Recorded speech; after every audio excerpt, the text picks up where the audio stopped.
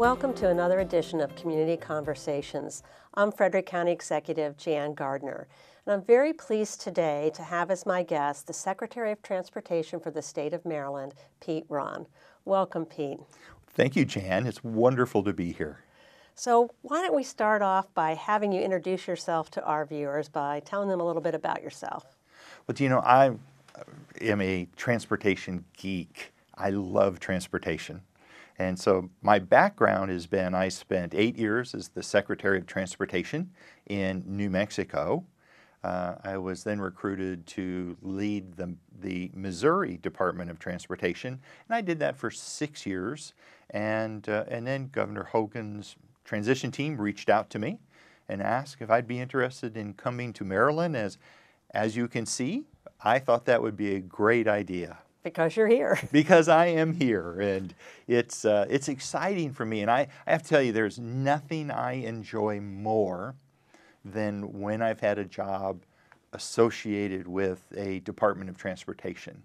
And I think I like it so much because we deal in tangibles.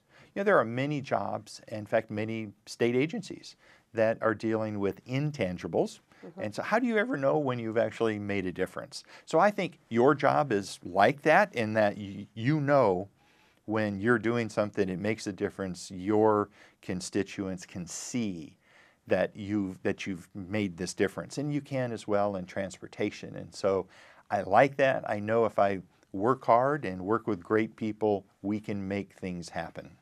Well, you have to be unique in the fact that you've been a Secretary of Transportation now in 3 states. I mean, that's a pretty impressive resume, I have to say. And you bring that perspective of maybe some states doing some things differently, approaching the same problems a bit differently. Certainly, I would say we have a lot more traffic congestion in Maryland than you've had in the other 2 states you've been in.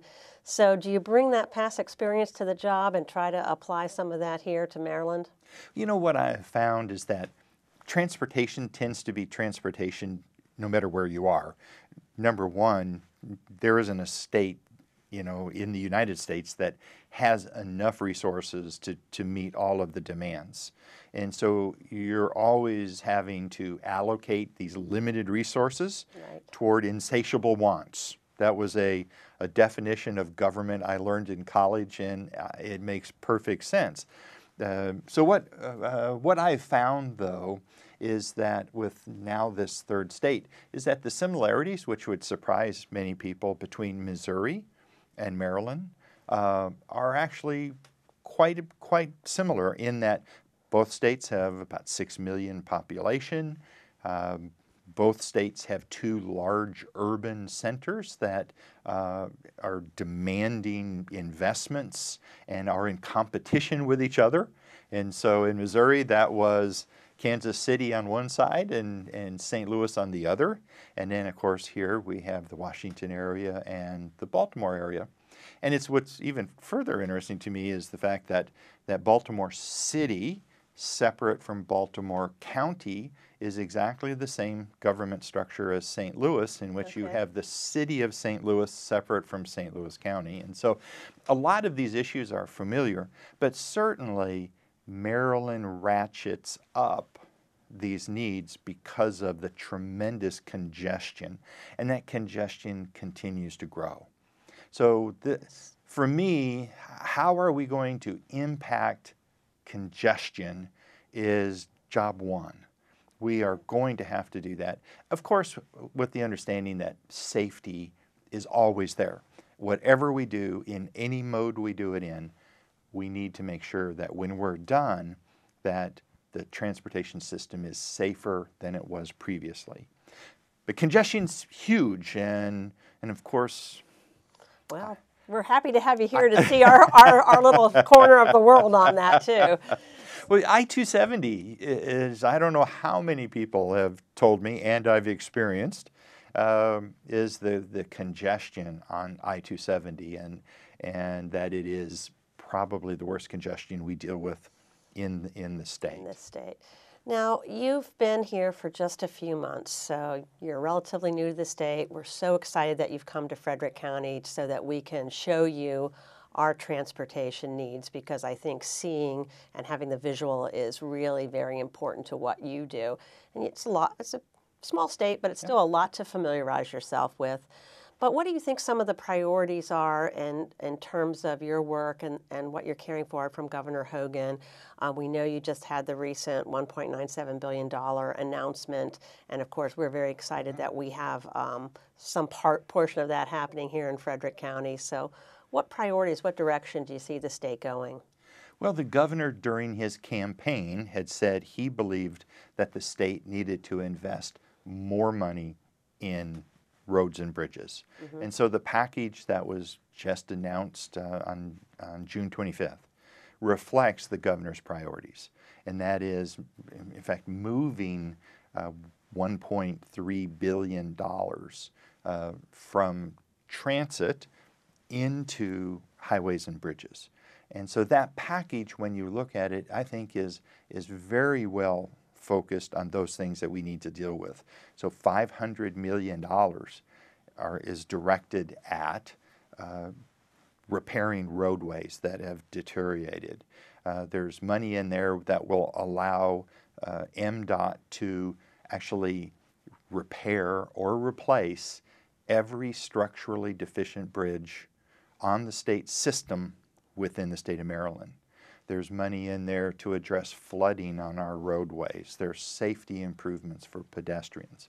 So $500 million devoted to improving the condition of the existing system, and then there are the new projects, the projects like 270 and 85 with a new interchange. There are, of these improvements and repairs, there's 83 lane miles of roadway that will be resurfaced in Frederick County as a result. There's $23 million that will go towards improving these bridges. So that's what we're seeing all over the state. We will be fixing those. But then you've got another project that I'm very excited about. And I wish I could tell you exactly what it would look like, but I don't know yet, and that is on I-270. And we have committed, the governor's committed, $100 million to address congestion on I-270 through whatever means that we can identify. And I picture this route becoming a test bed, a laboratory for traffic congestion. Well, there's a lot of people out there with ideas on how that money could be used, whether it's bus rapid transit, bus on shoulders, reversible lanes. All these ideas have been out there. And, ultimately, a lot of people would like to widen I-270, particularly on the Frederick County portion and from northern Montgomery County up to the city of Frederick.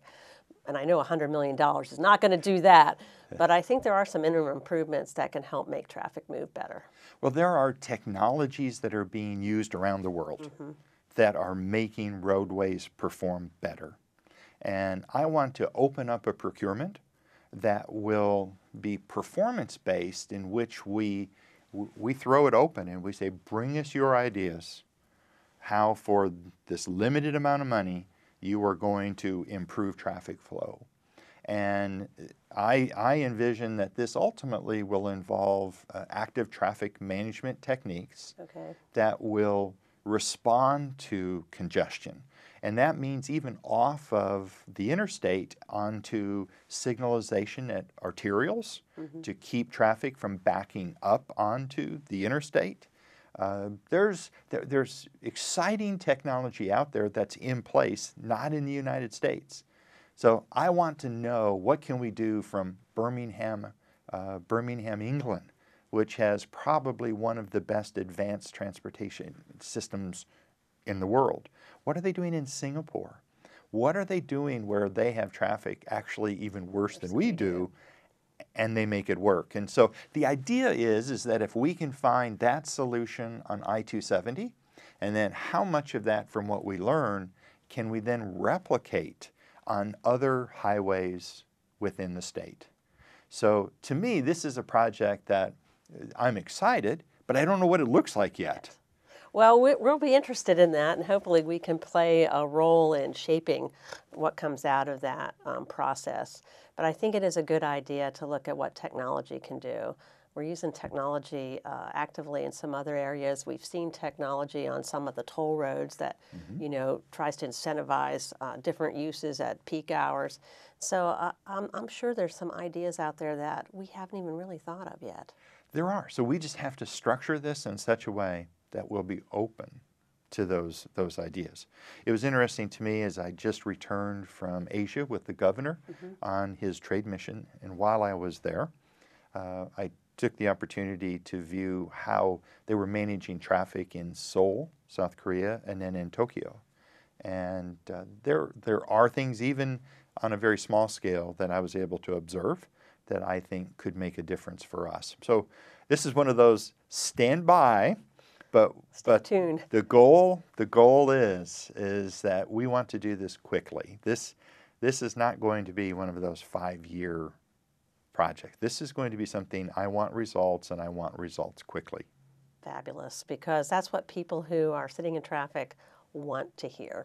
They want to hear that there's a result focus, an outcome focused, so that they can get to work faster wherever they're going. And certainly we're very fortunate here in Frederick County that about 60% of our population lives and works here, but that other 40% that commutes, and for all of us who travel around the state from time to time, we're interested in those solutions. And of course, in Frederick County, there's a great focus on roads and bridges and that kind of transportation. Certainly transit's important to us and is part of the picture, and our airport's important to us too. But most people here, you still use their cars and are commuting in that manner. So I'm happy that you're here. I want people to know that part of what you're doing here on this visit is to drive around on our roads, to look at US 15, the 85 I-270 corridor, to look over at 180 and 340. And I'm saying all this because my viewers here know what we're talking about, and that we're going to look at, we're going to show you where improvements are happening now and where we hope to have them happen in the future. I will say to you that we've had a long-standing, great working relationship with the Maryland Department of Transportation, particularly with the State Highway Administration. We have great people working here in the district office, and they're very responsive to us, and they've been good partners over the years. So Maryland, I think, has had a long-standing good reputation for system preservation and maintaining our roads. Certainly, funding's been more limited in recent years. We've had bad weather, so we're all out there in this summer season trying to maintain our roads and our bridges. So that's important for us too. And we have about 1,300 road miles that the county manages, and about 400 bridges, 218 over 20 feet. Isn't it interesting how I know all these statistics? And we're trying to make sure we address our deficiencies and our bridge structures that are obsolete. We've had a long-term program to do that. So, we're here to partner with you, to have that great working relationship, and I really look forward to working with you. Well, that's great to hear that we have that kind of a good working relationship with you, and I can tell you that is not going to change under the Hogan administration. And Governor Hogan has told us that customer service is what he wants all of the departments to be focused on. We interact a lot with the citizens, and I believe that's an area that that we would intend to improve upon, even though in many cases the information I get back is that we actually are providing good customer service in a number of areas. Thank you for joining me today, and we are going to put information up on the viewing screen for people to contact your office or to contact the local state highway if they have questions or need some information. We want to make sure that we can connect all of our citizens who are commuting to your offices as well. Thank you very much. Thanks for being here. I hope you enjoyed today's program. We are developing relationships and partners with our state agencies here in Frederick County, and we know that transportation and keeping goods and services and people moving is important to the citizens of Frederick County. Thank you for joining us.